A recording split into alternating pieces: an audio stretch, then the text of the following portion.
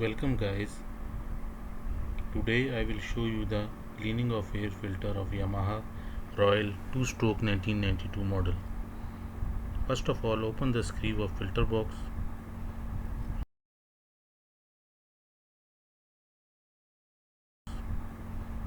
Remove the filter from filter box. Spray air pressure to remove the dust from it. You can also use hair dryer for this purpose.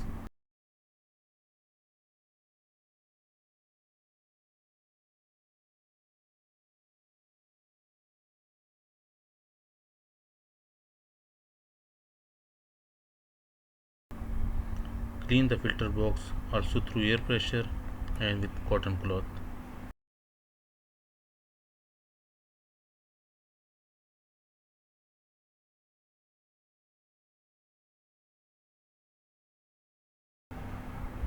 Put the air filter back in the filter box.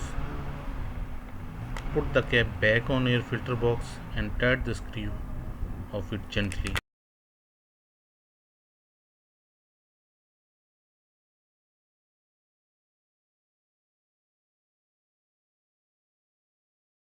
Thank you for watching the video.